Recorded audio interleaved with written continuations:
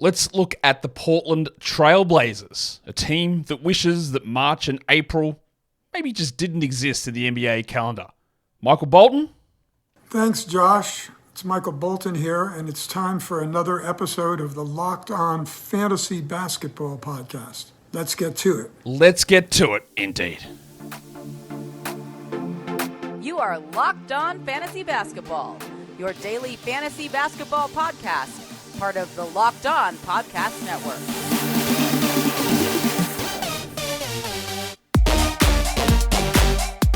Hello and welcome to the Locked On Fantasy Basketball Podcast, brought to you by Basketball Monster. My name is Josh Lloyd, where lowest prices are just the beginning.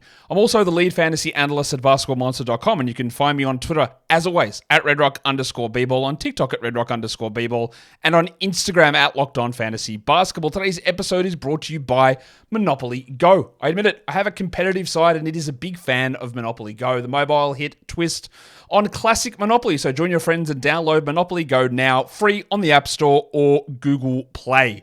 Thank you also for making Locked On Fantasy Basketball your first listen every day. We are free. We're available to double bang on all platforms. Thumb it up, comments, subscribe, bell, audio, video. You know how it goes. I'm fairly certain at this point. We're going to talk Portland, one of the most annoying teams in the NBA. A lot of these teams are annoying. Detroit, annoying. Charlotte, annoying. Washington, less so, but a little bit annoying. Portland, incredibly frustrating. We're going to try to break down what we can from this nonsense-filled team. Let's just get straight into the team overview of where this squad finished up the season. They had the exact same record in the end as the Charlotte Hornets. They finished 21-61 with a negative 10.3 net rating. So both the Blazers and the Hornets had worse net ratings than the Pistons and the Wizards. So the Pistons and the Wizards did a masterful job of tanking, considering they were considered better than these other two teams. Blazers were 29th on offense, 23rd on defense. They had a preseason over-under of 28.5, which again is like that. It's way too high. That is just way too high. I had them pegged, giggity, as the worst record in the NBA at 22 wins, so they hit the under there. Love that. That worked out well, but 28.5 is a wildly high number. I know they had decent players, and they actually they copped some injuries that were real, some that maybe less so, but they did cop some injuries at periods of time where just a bunch of blokes were out for a long period of time. Now, of course, they milked that as much as possible, but I won't say that they were completely faking stuff. In terms of the draft pick, they end up losing the coin toss to the Hornets, meaning that their downside risk in the lottery is lower. They can end up at pick number 8. They could finish anywhere with their first pick, anywhere between pick 1 and pick 8. Their best chance is 24.6% odds of getting pick number 6, but they can finish anywhere in that 1 to 8 range. They also have a Golden State pick. Now, that Golden State pick is lottery protected, so the only spot that can end up is 14.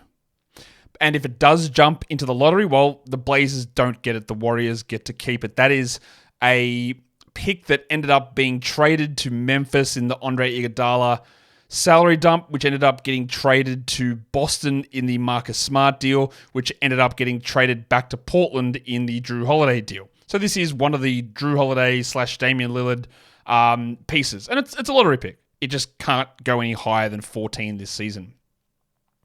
Unlike the other three teams we've done already, they actually have their own second-round pick, plus they've got another second-round pick. So they've got pick 34 and pick 40. So they've actually got a pretty decent draft hand here.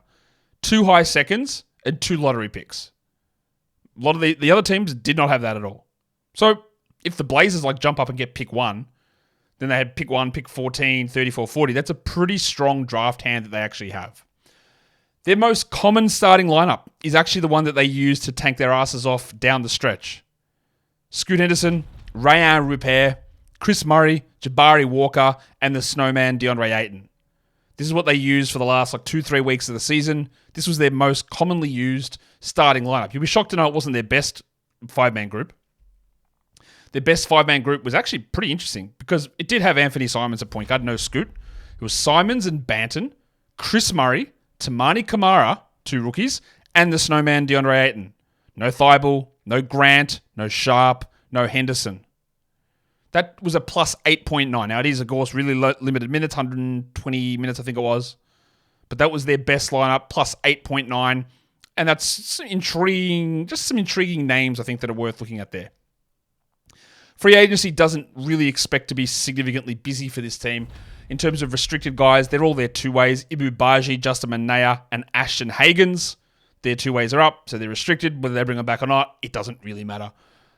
In terms of unrestricted, there's only one bloke there, and that is the C-parter, old mate himself, Moses Brown, who is just, if he wasn't 7 foot, he wouldn't sniff anywhere close to an NBA court. He is not an NBA player, and he should not be coming back.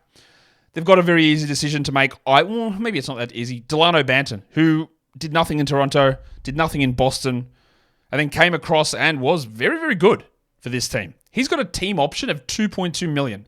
Now, I believe, maybe I'm wrong on this, but I believe if they decline this, because after that team option, he's an unrestricted free agent.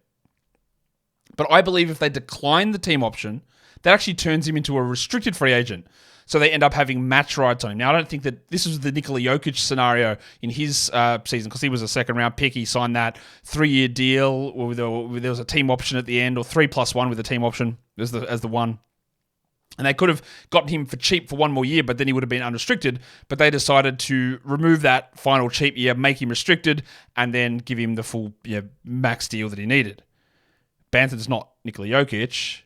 So there's a chance that they could decide to decline this team option, have match rights, sign him longer term. I don't know. But he's obviously going to be at least something of a rotation piece, I would guess. But their team is just so weird still.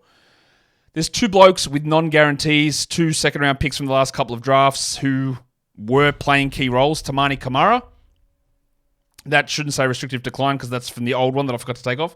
Toumani Camara and Jabari Walker are both non-guaranteed for this season. Low numbers. They will 100% be guaranteed. There's no problem with that. In terms of expiring deals, this is the final year of Malcolm Brogdon's deal. He's got a $22.5 million salary for 24-25. That'll be the final year of his contract. He is extension eligible if they decide to do that. And then Matisse Thybulle has a player option for next season. So theoretically, that could end up being an expiring deal for him. Well, a player option for 25-26. So next year could end up being an expiring deal for Matisse Thybulle, depending on what he decides to do with that player option. So that's where we sit with their offseason. The really big one there is, I guess it's going to be trades. What do they do with the guards? What do they do with a Rob Williams and a Malcolm Brogdon? Does Brogdon get moved, which we thought would happen this season? That's really the big decisions. Otherwise, not a huge amount. And then what they do with those draft picks that they do have coming in. Today's episode is brought to you by Game Time. Game Time is also now an authorized ticket marketplace for the NBA. So getting those playoff tickets, you can get them even faster and easier. And the prices on the Game Time app actually go down the closer that it gets to tip-off. You've got those killer last-minute deals, all-in pricing. You've got the views from your seat as well, plus their lowest price guarantee. Game Time is out there taking the guesswork out of buying NBA tickets. It might be NBA tickets. It might be Major League Baseball tickets with the season starting off there for baseball. You can get it for comedy events and theater and musicals, whatever.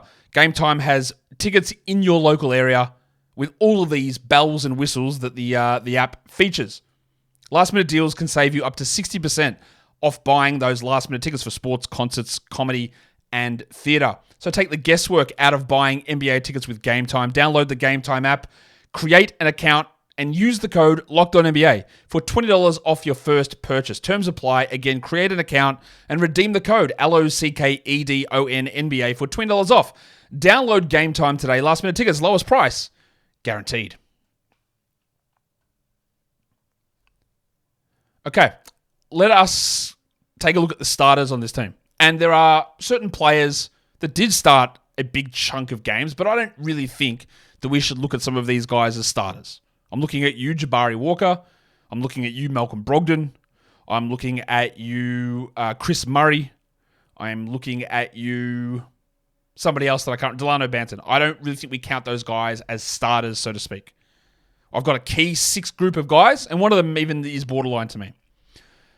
Let's talk about the sofa king, mattress legend, the snowman, Deandre Ayton. Because it was a very weird season. It was a weird season from a fantasy projection standpoint for Ayton as well. Because when he was traded there, not a big Ayton guy, but I thought the projections looked really strong to maybe be a top 35 player.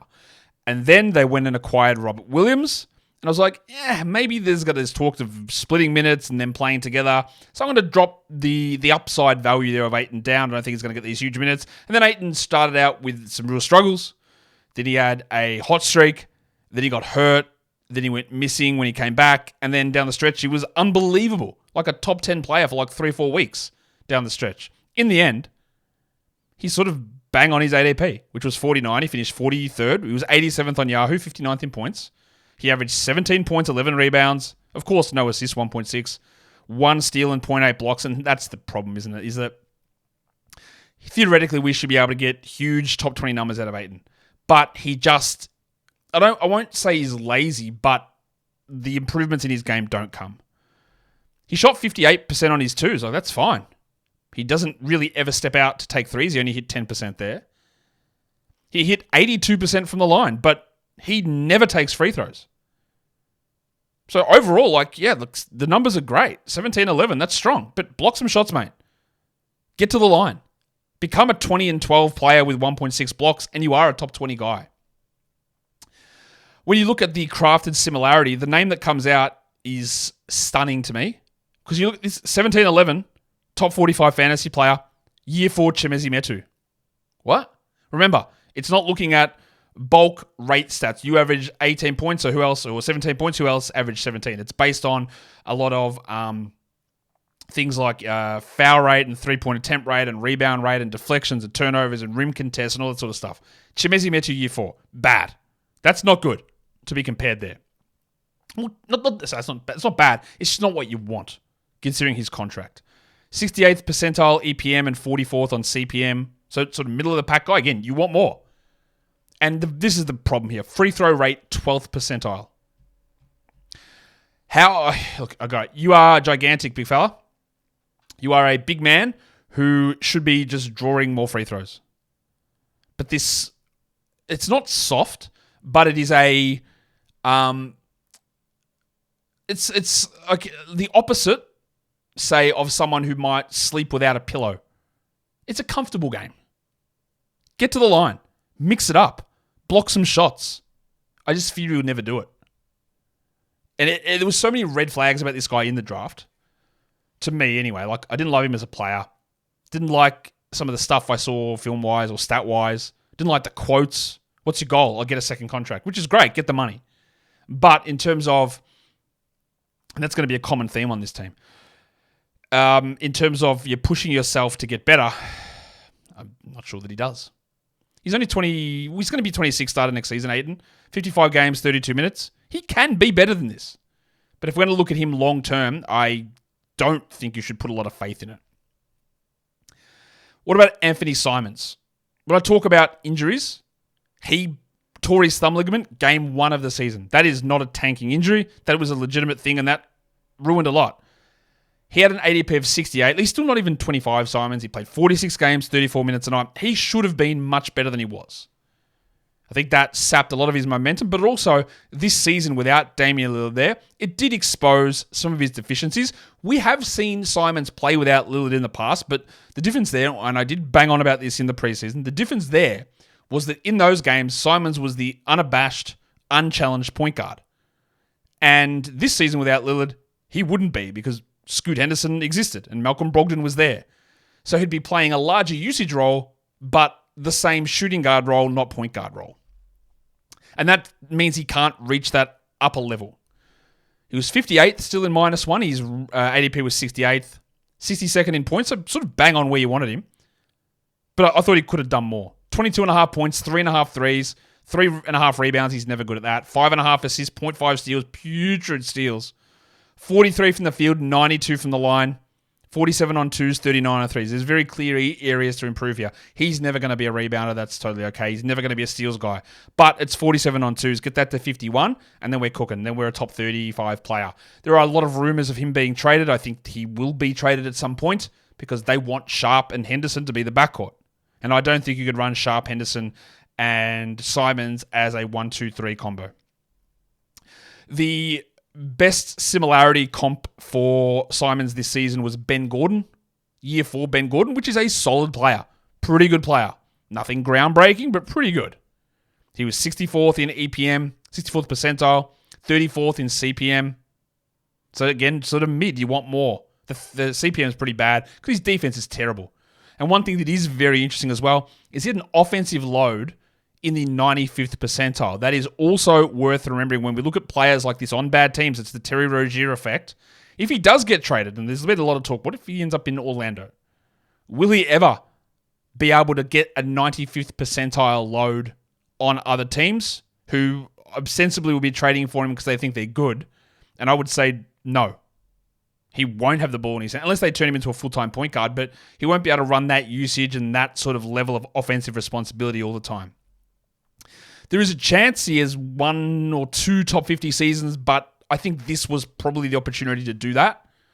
And it didn't happen for numerous reasons. Number one, maybe he's not that good, but number 2 also, the thumb just cost him, right? It very clearly did.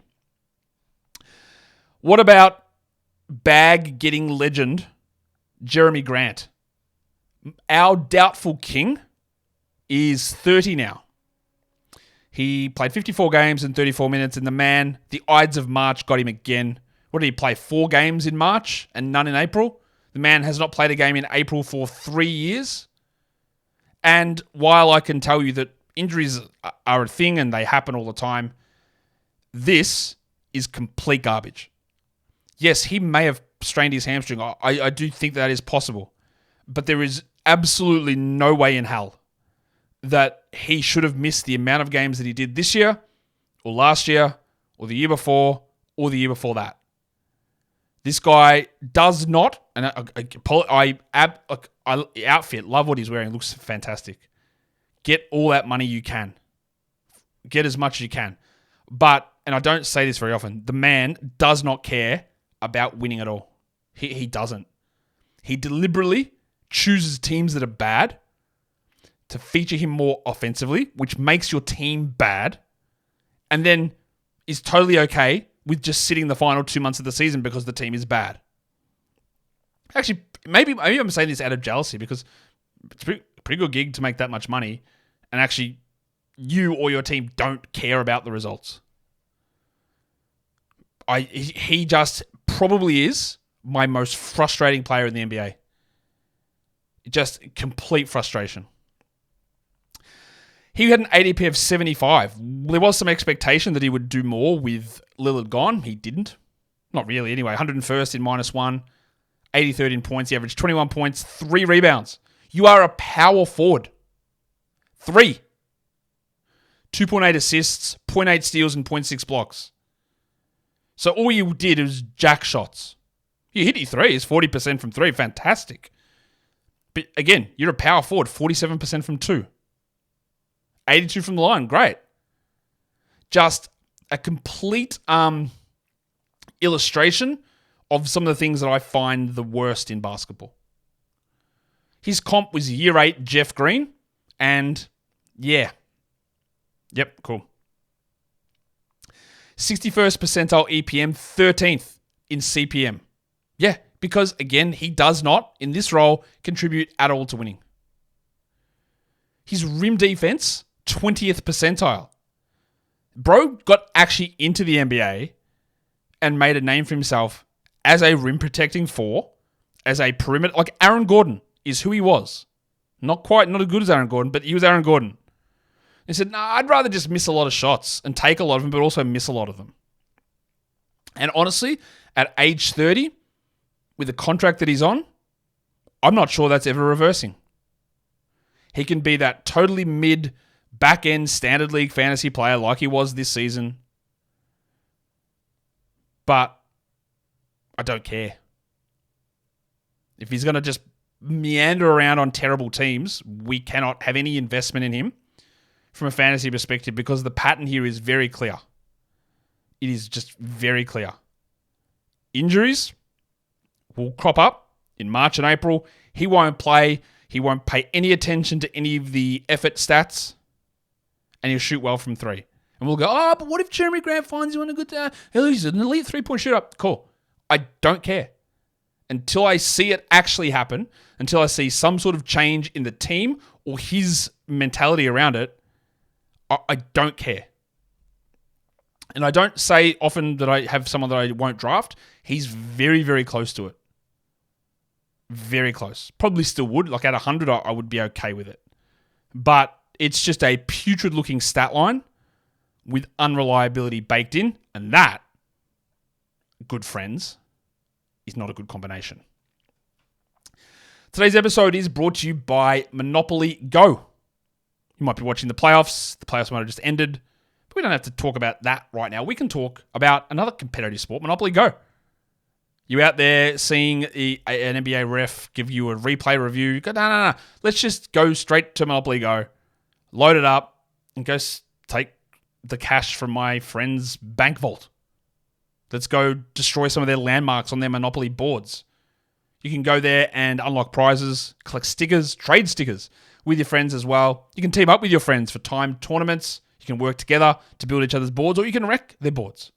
You can charge them rent on those iconic properties. It's like Monopoly, but it's on your phone. It's Go, and it's fast. So there's always something fun to discover in Monopoly Go, so get off the bench and go and download it for free on Google Play or the App Store. As Monopoly Go likes to say, game on. All right. Next player. We didn't really get to see anything from this bloke this season, and that is Shaedon Sharpe. Now, Shaedon Sharpe, we saw nothing from him in college. We saw limited 20 minutes a night as a rookie. And even this season, there were a lot of expectations of a big step forward. But one of the things I think I did preach caution-wise was, that's all well and good, but Scoot, Simons, Brogdon, Grant, where is he getting the shots? Is he even starting? What do his minutes look like? And what else does he do apart from being short of Jerami Grant? And I would say that I don't have the answers to that at this point. Sharpe is still unbelievably young. He's not even 21. He will be very soon, but he's not 21 yet. He played 32 games with the abdominal issue, having surgery on that, which cost him a lot of time. There was some thought that he could come back, and let me assure you, if they were in the playoffs, he was coming back. He played 33 minutes a night, and I'm still at a loss as to what it means. 140th in -1, 127th in points. His ADP was 122, so people weren't fully buying in, rightfully so. 16 points with 2 threes. He's not bad as a second-year player, a very young second-year player. 5 rebounds, 3 assists is okay.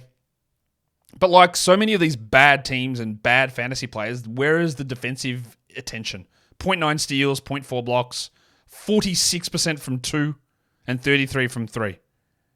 So they are concerns. Why aren't you hitting your 2s? Why, with this elite efficiency, aren't you getting to the rim and finishing? Is the shot ever going to be there? What do you do defensively? What else do you do when the ball is not going in? And at the moment, the answer is nothing.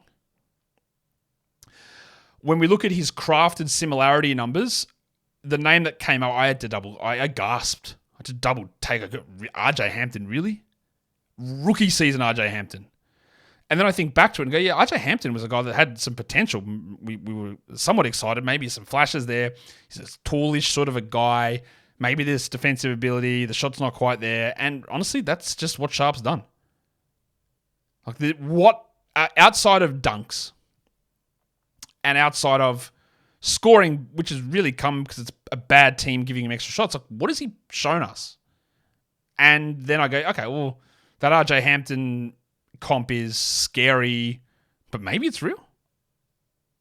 He was 40th percentile EPM, Shaedon, and 4th on crafted. I worry that he is one of the next in the line of Jerami Grants, of blokes who might put up numbers, but maybe that impacts absolutely nothing. That's my worry with him. Part of the other issue there is the creation turnover percentage, which I detailed in one of the other shows. It's basically looking at your turnover percentage, but then accounting for what actual level of offensive creation responsibility you had. And he didn't have a huge amount of it, yet still posted like 2.9 assists to 2.3 turnovers. That's 18th percentile. So you're not doing a lot creation-wise, and you still can't hang on to the ball. Again, what are you doing on the court? And again, I just don't know the answer to that at this point.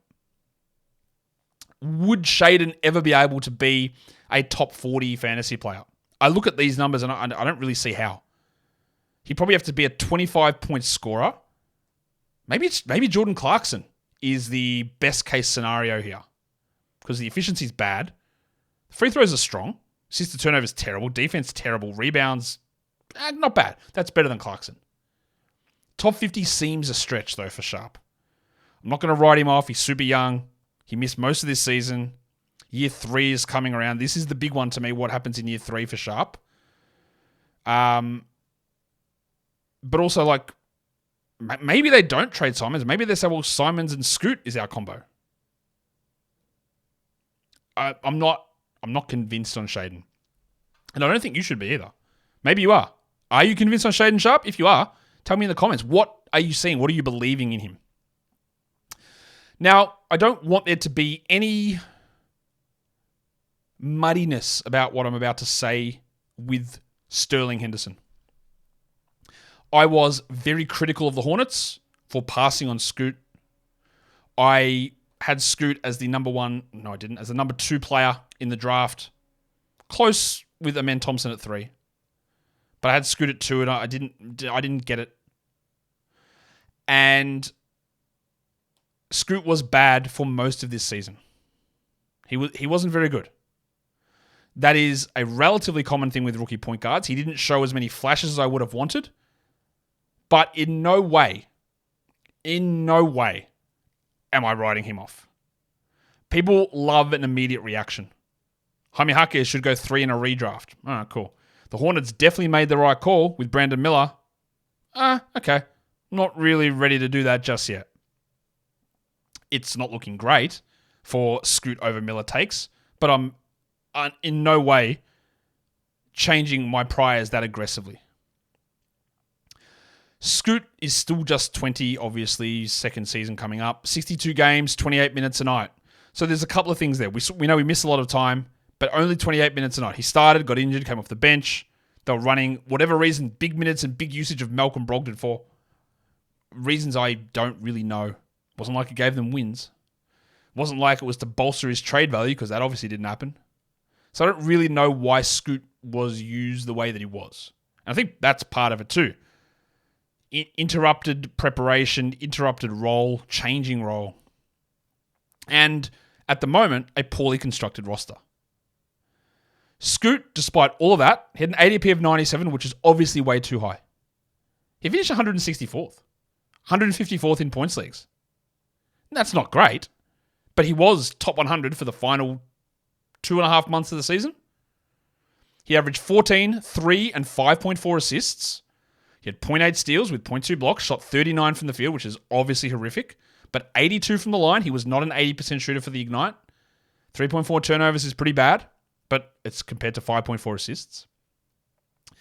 The big red flags are the shooting numbers. 42% from 2 and 33% from 3. They are the bad numbers. They are very bad numbers. Scoot was in the first percentile at the rim, 45%. 27th in mid-range at 38%. The rim is easy to clean up, but that sounds dirty. But it should be sort of easy for him to improve that in a massive way. I'm not saying that he becomes De'Aaron Fox and finishes at 68%. Just get to like Simons at 55, Jerami Grant at 54.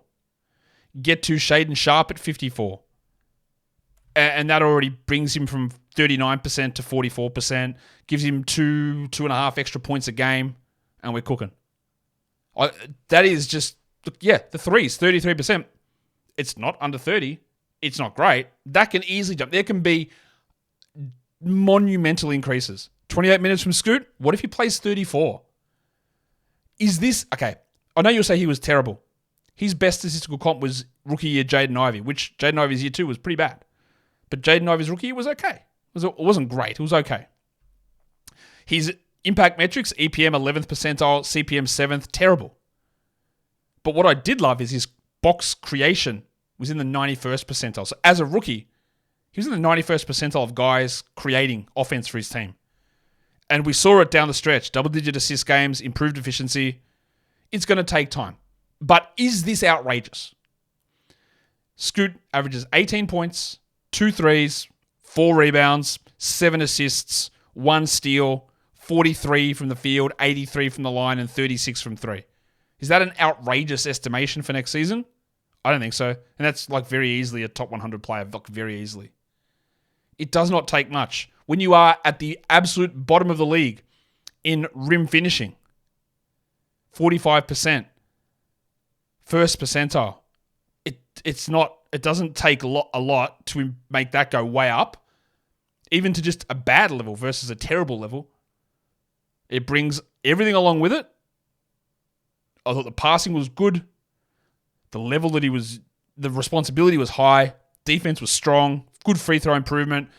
I am in a dynasty league. I don't know if it'll work or not, but I think it is it's the case with guards a lot. The perfect buy low opportunity on Scoot. You will pay nothing on him now. Well, in comparison to what it was before.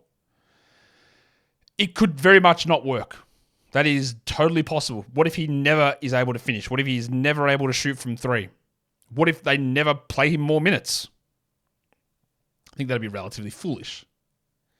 There are some very, very obvious, even if it's just like finishes better at the rim, plays 5 more minutes, and everything else stays similar, I think we're still going to look okay. So I am not saying that Scoot is a bust. I am not telling you that Miller over Scoot is the right call. I'm also not going to tell you that Scoot over Miller was the right call because I just don't know yet.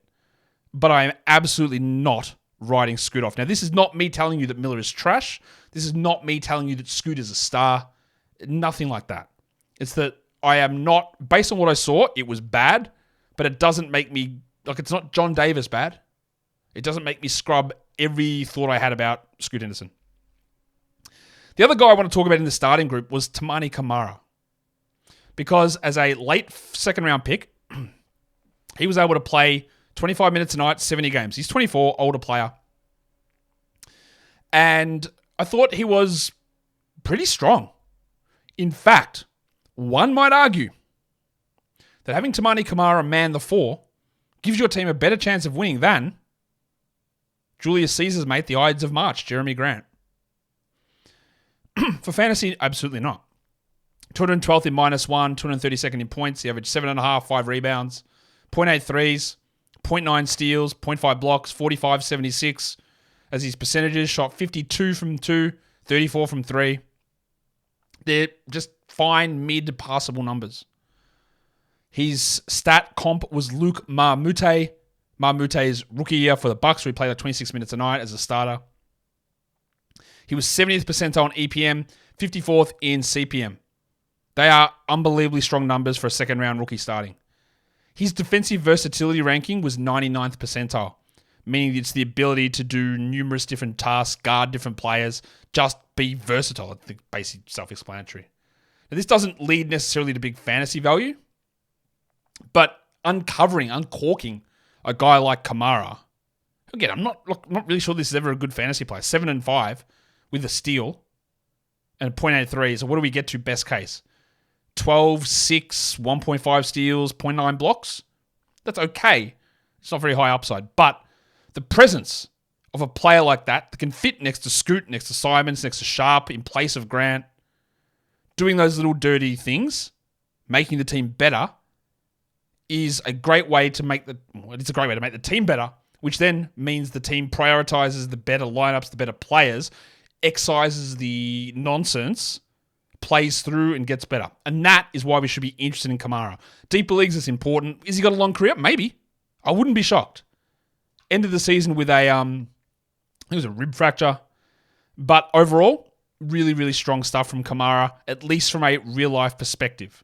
Now, if we want to talk about not being strong or not being a useful player this season, we're going to... Oh, that's the wrong button. I've already hit the starters button. Oh, I hope I have. I meant to hit the other players of note button, which is what we're going to do now.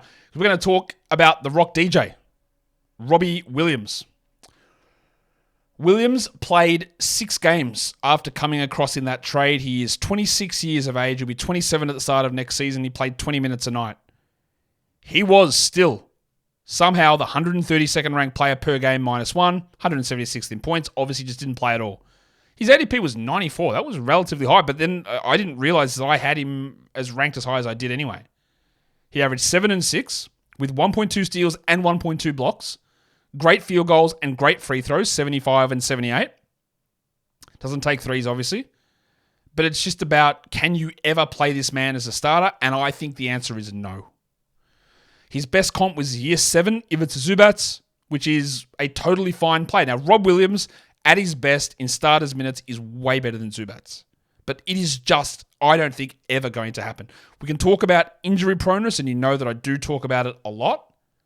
But one of the carve-outs that I'll always tell you, a persistent, ongoing, same problem, same knee, and that's why, honestly, Kawhi Leonard aside, I'm out. I think I'm done now. That knee cannot stay healthy, and I think it's over for him being any sort of reliable guy, because they tried to play him through more games because the NBA tried to embarrass, honestly, him and the Clippers all off-season. And look where it's gotten us. Nowhere. And I think Rob is the same. I don't have that thought on many players, but I do with Rob. Interestingly, his EPM was 19th percentile, but his crafted was 84th. So Crafted loved him. But I will mention this. Crafted uses a blend of a couple of stats, Drip and Darko, that are multi-year things. I think they used to use RAPM as well, which is a multi-year stat that's obviously like got decay rates and stuff in it. So the 84th percentile takes in some of his past years, whereas EPM is strictly this season. What I was a little concerned at is his rim frequency, so rim contest frequency, was sitting in the 49th percentile. That's so small sample, like 120 minutes. But I need bro at the rim a little bit more. Now, he blocked a lot of shots still, but he wasn't up there as much. And again, that's a longbow, archery style, to draw, but maybe it is his knee not allowing him to get to as many shots as he needs to these days. Still could be a really strong category fantasy player. If we ever got those minutes, we just won't, I don't think. And I think any team playing him those minutes, maybe it just takes 3 more years to get there, John Isaac style. But even then, like Isaac had a few setbacks this season. And by the time we get there, Rob Williams will be 30. What about this guy? Another guy that came across in the trade, Malcolm Brogdon. I have no idea. First of all, I have no idea why Chauncey Billups was hired. I have no idea why Chauncey Billups still has his job. Nothing that Chauncey Billups has done, ever, in his stint with his team, suggests that he is an NBA head coach that should be retained, but they're keeping him again, and I do not know why I don't get it at all. I have been staunchly anti-Chauncey the whole way through, and I feel like I'm staunchly right. What were they doing with this guy? Why was he being prioritized, Malcolm Brogdon? Why did Malcolm Brogdon play like 29 minutes a game? Why was he running 33 minutes a game for a stretch of time? Why was he being started over Scoot Henderson? At the start of the year, he played like 23 minutes. And I go, that's about what we expect. Backup, solid mentor, useful player. But then they just were like, oh, maybe we just need to turn it all over to Brogdon. I go, what are you guys doing? And of course, the showcase for a trade, I mean, sick. That worked out super well. They rushed him back from injuries. Rushed Malcolm Brogdon back from injuries. And of course, he got re-injured. They played him back-to-backs. First game back from soft tissue injuries. What were you doing? Brogdon is now 31.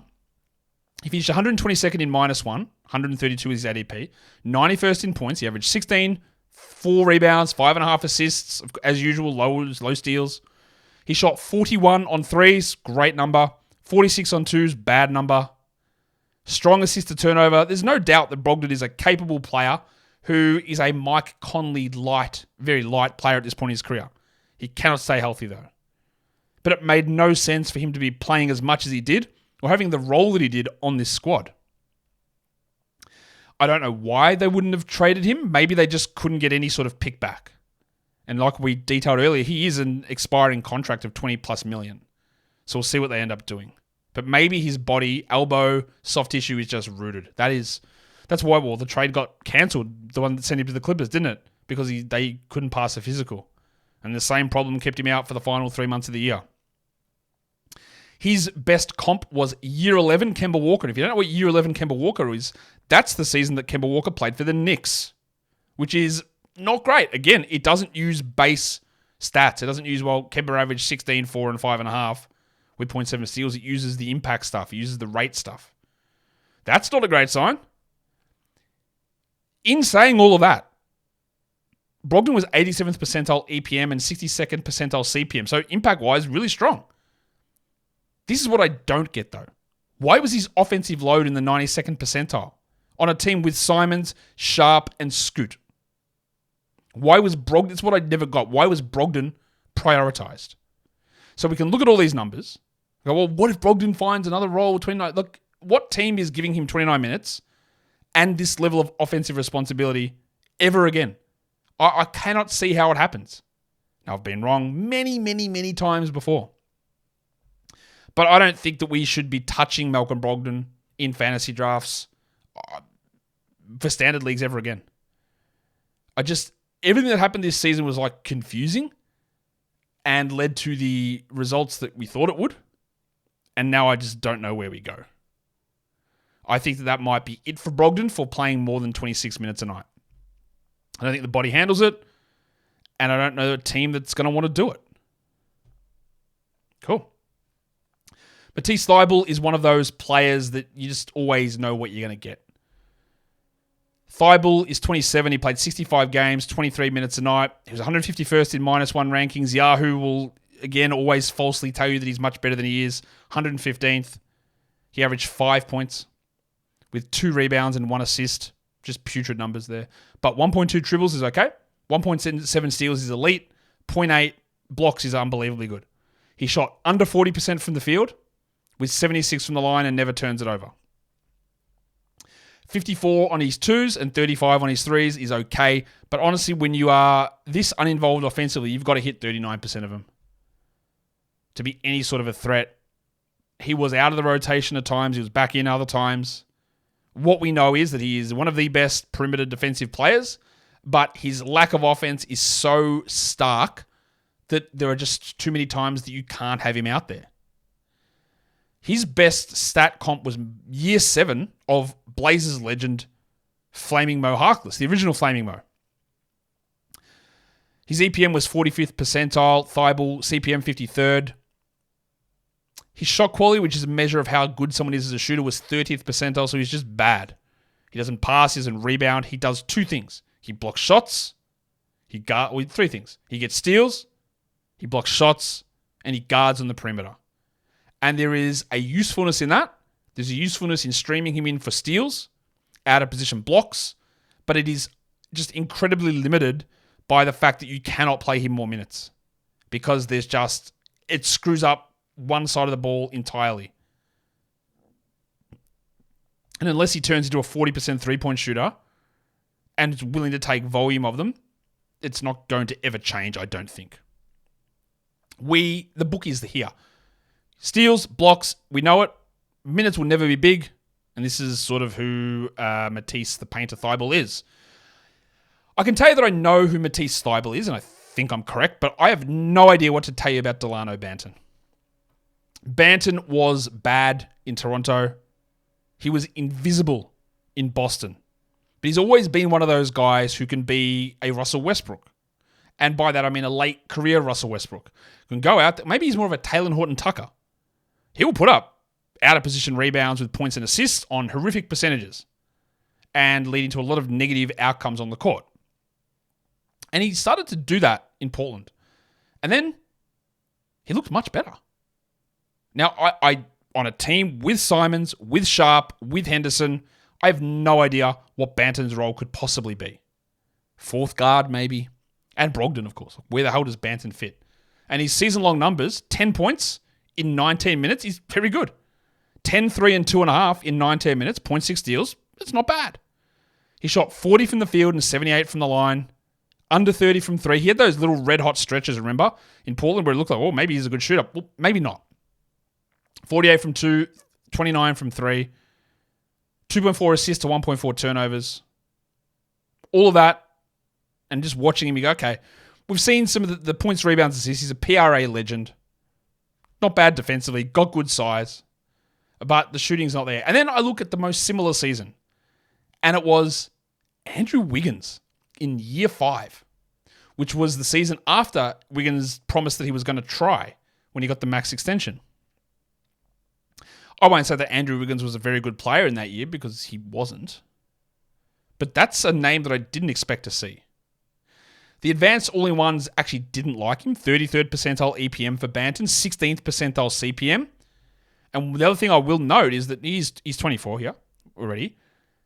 His creation responsibility is 78th percentile. And that's where we've got to try and separate what's actually going on. Because we look at this team and go, well, Banton, yeah, he led me to fantasy champ. And people will get annoyed if I don't say this.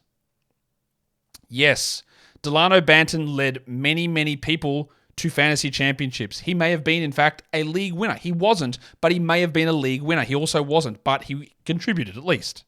That is all true. But it's all context dependent. Is there a team that's going to be like, Dalano Banton, we want you to create all offense as a regular thing? I would suggest no, there's not. Could this team be trash again and he gets an extended run in March? Maybe. But like I said, Simons, Scoot, Sharpe, Brogdon, they all still exist. So where does he fit? A lot can change still. But the impact being so negative, the shooting being bad, the creation level being so high because of circumstance makes me go, is this a little fool's goldie? And I think it might be. One more guy I want to talk about, that's their other first-round pick from last season, and that is Chris Murray. He is almost 24. He is very old as a rookie. I thought he struggled immensely for most of the season, and then, like a lot of players, started to put it together in the final 3-4 weeks of the year. He played 22 minutes a night in his 62 games. He started down the stretch quite a bit. He ended up 285th in -1, 293rd in points, averaging 6 points, 3.5 rebounds, 0.8 threes, 0.9 steals, shot under 40 from the field as a forward is bad. 66 from the line is terrible, 27 from 3 is terrible. 53 on his twos is all right, but like we need more. His comp was rookie year Larry Nance Jr., which Larry Nance is an impactful player. Now, Nance wasn't awesome as a rookie, but that's at least somewhat interesting. 50th percentile EPM, 51st in CPM. And one thing I do want to give Chris Murray credit for, 70th percentile in the NBA in deflections. And we know deflections are a pretty good indicator of where you sit defensively and steals-wise. And we can see he had 0.9 steals in 22 minutes. They're good numbers. My worry here is the shooting when that was probably the only thing people thought he could do. And often that happens to rookies who struggle. Aaron Nesmith, a great example. Good shooters, terrible their first year, and then they pick it up later on. I think Doug McDermott might have even been like that as well. So it's not going to rule out that he's a 40% three-point shooter at some point, but I don't see it with this guy. I don't. Defensively, I don't think he's awesome. The steals and deflections are great. That's fine. Doesn't really move as a ball mover. But again, maybe there is a space for this. But that is going to be filled by Toumani Camara at the moment. There's some space to improve for Murray very clearly. But again, he's 24. He is old. He's basically the same age, 6 months younger than Dalano Banton. It's like a year and a half younger than Deandre Ayton. So by the time you start improving, you're going to be 27, 28 already. Or getting to that level. And that's part of why I don't like to draft players in the first round at this age level. Especially when it's someone who I don't really love as a prospect anyway, which is where Chris Murray sits. So there are a few little moments from Murray this season that we go, maybe the deflections and steals are positive, but overall, I'm not in on it. And that means that I'm out on the Portland Trailblazers. That's the end of the show. I don't actually know which team we're doing next. Let me go and have a quick little sticky beak. Who is the next team? Oh, it's the San Antonio Wembanyamas. So that'll be coming tomorrow. But in the meantime, so you make sure you don't miss that show, hit the subscribe button, hit the thumbs up button, ring the bell, and leave your comments down below. What do you think of Shaedon Sharpe? Was I too harsh on him? Could Dalano Banton find a role? What What about Scoot? Am I too bullish? Do you agree? Or you just think he's one of the worst picks of all time? Let me know what you think in the comments, guys. We are done here. Thank you so much for listening, everyone. See ya.